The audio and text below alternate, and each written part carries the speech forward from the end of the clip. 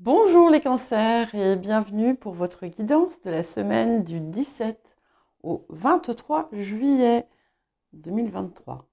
Donc je vous rappelle que les guidances sont générales, ne prenez que ce qui résonne avec votre situation et si vous voulez avoir une vision d'ensemble un peu plus large, n'hésitez pas à consulter votre ascendant, votre signe lunaire, les signes où vous avez des amas planétaires. Pourquoi pas le signe où se situe votre nœud lunaire nord. Et n'oubliez pas que ce qui prédomine, ce sont votre libre arbitre, hein, et votre discernement. Voilà, pensez à mettre un petit j'aime pour m'aider à générer davantage de flux et à faire grandir ma chaîne. Et n'hésitez pas à vous abonner si vous ne l'êtes pas encore. Si vous ne l'avez pas fait, n'hésitez pas non plus à consulter la guidance semestrielle de juillet à décembre, et puis aussi votre guidance mensuelle de juillet. Alors, nous allons commencer par l'énergie générale de la semaine. Et nous avons la modestie. Alors, cette carte qui dit le dernier sera le premier, en fait, c'est surtout une invitation à une forme de modération, de l'exubérance. C'est quelque chose qui vous invite à garder, à maintenir une forme de simplicité si vous rencontrez des succès. C'est une invitation aussi à assumer ses responsabilités et surtout à être juste. On vous invite aussi à, voilà, une forme d'humilité. Alors, nous allons voir à présent le défi de la semaine. Ok, donc nous avons le 6 de parchemin, les sables du temps. Donc en défi, ça vient vous dire qu'il y a des secteurs, ou un seul secteur, à vous de voir selon votre situation, où on vous demande d'agir. Il est temps maintenant d'agir, de rentrer dans l'action. Pour d'autres situations, au contraire, on va vous dire prenez votre temps. Mais vous allez, normalement, vous devez savoir de quoi il s'agit dans les deux cas. Qu'est-ce que la semaine vous apporte? Magnifique. Le 4 de clé, dégager la voie. Donc ça veut dire qu'un obstacle va être levé. Un obstacle, ça peut être aussi une situation, par exemple, qui pouvait s'éterniser, voilà, qui prend fin. Ça peut être un obstacle intérieur, une croyance limitante, une peur, quelque chose qui vient se lever. De même, ça peut être un obstacle, un blocage, un barrage, quelque chose qui n'était pas de votre ressort, mais qui néanmoins vous gênait. Alors, ensuite, quels autres messages et conseils? Pardon, j'ai quelque chose qui m'irrite la gorge. Ok, donc nous avons la carte qui vous dit qu'il est temps de vous lancer. Donc c'est un écho direct finalement au sable du temps. Encore une fois, vous devriez savoir de quoi il s'agit. Ça peut être aussi quelque chose que vous désiriez faire depuis un moment et le moment est venu de le faire. Ça vous dit aussi que certaines choses vont se produire et vont vous permettre, vont vous encourager à continuer à aller de l'avant et à vous lancer vers ce qui vous appelle en quelque sorte. Et ici, nous avons la rêverie. Alors, cette petite carte, c'est celle qui vous dit, de temps en temps, prenez une pause et imaginez-vous, en fait, dans l'état de ce que vous désirez voir venir à vous. C'est pas rêver du résultat, c'est rêver de ce que vous ressentirez, de ce que ça représentera pour vous. etc. C'est aussi une invitation à voyager par l'esprit et à voir ce que vous désirez voir se manifester et ne pas hésiter à recevoir finalement comme des messages qui vont vous inspirer, vous donner des idées, toutes ces choses. Ok. Et nous avons ensuite voir le bon côté. Donc cette carte, c'est une invitation à la gratitude, à la reconnaissance de ce que vous avez. C'est aussi une invitation à la réflexion, notamment en ce qui concerne les obstacles que vous avez pu trouver sur votre chemin, de voir pourquoi ils étaient là. Il y a souvent une raison à ça. Peut-être que dans certains cas, eh bien, si vous aviez pu accomplir certaines choses plus tôt, vous n'auriez pas disposé de tous les éléments nécessaires. Par exemple, hein, c'est un exemple. C'est aussi un rappel de... Voilà, n'oubliez pas de regarder ce que vous avez déjà accompli. C'est important de le voir parce que souvent, en fait, on oublie tout ce qu'on a accompli, tout ce que l'on a réussi jusqu'ici. Alors, qu'est-ce qu'on a d'autre? On commence avec une énergie magnifique sur, voilà, qui finalement envahit votre présent avec une belle carte, le 4 de bâton, qui vous parle d'accomplissement, de réussite, de joie, de fête, de célébration. On franchit ce portail en quelque sorte qui vous célèbre, qui célèbre la vie, qui célèbre aussi peut-être des possibilités de réjouissance avec vos proches, avec des personnes que vous aimez. On peut avoir la concrétisation aussi d'une relation sentimentale qui est en train de voir le jour, par exemple. En tout cas, c'est vraiment une énergie porteuse pour la suite. Ouais. Et nous avons ensuite, c'est ce vers quoi nous tendons, le 7 de bâton. Et moi, j'aime bien le 7 de bâton. J'aime le voir comme l'as de bâton accompagné du 6 de bâton. Et c'est à la fois l'énergie de réussite, l'accomplissement, le succès que vous avez atteint et la passion que vous conservez avec l'as de bâton. C'est aussi la capacité à vraiment être déterminé et volontaire dans sa propre réussite. Et alors peut-être qu'effectivement, il faudra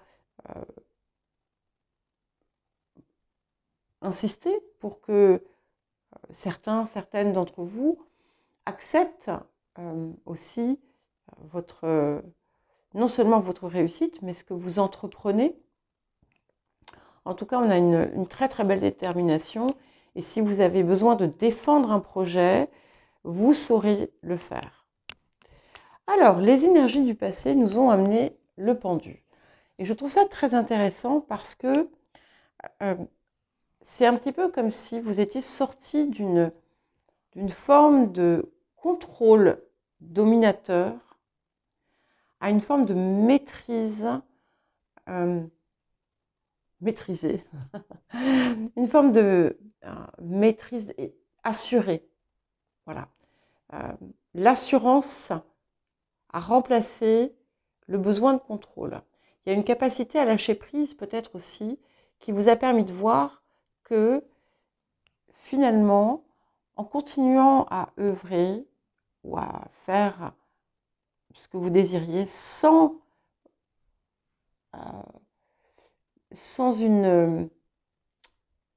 un besoin de contrôle ou de résultats obsessionnels, donc en lâchant prise, les choses étaient beaucoup plus souples et vous parvenaient beaucoup plus facilement. Peut-être aussi que vous avez pu avoir par le passé un besoin de recul, un temps de pause. Mais maintenant, voilà, ce temps de pause a pris fin et vous rentrez à nouveau dans l'action. Alors, les énergies du présent, nous avons la Lune. Alors, j'y vois plusieurs choses. On peut avoir une conséquence aussi de ce pendu qui, en vous aidant à lâcher prise, pardon, a pu vous permettre de faire émerger des possibilités ou des ressources qui étaient insoupçonnées jusque-là. Vous voyez, c'est un petit peu comme si vous aviez pu sortir de terre un astre, en quelque sorte. Et grâce à justement cette détente, ce lâcher-prise qui est source d'inspiration. On peut également avoir une situation familiale que vous allez peut-être avoir à résoudre ou qui va trouver sa résolution, notamment si c'était quelque chose qui vous bloquait, si c'était quelque chose qui pouvait être un frein à ce que vous vouliez faire. Alors, nous allons vers quoi? Eh bien, nous allons vers des perspectives que nous n'avions pas envisagées auparavant. Une vision plus large, peut-être que vous allez agrandir, approfondir ce que vous aviez envisagé. C'est aussi, ça représente aussi ces barrières que finalement vous mettez derrière vous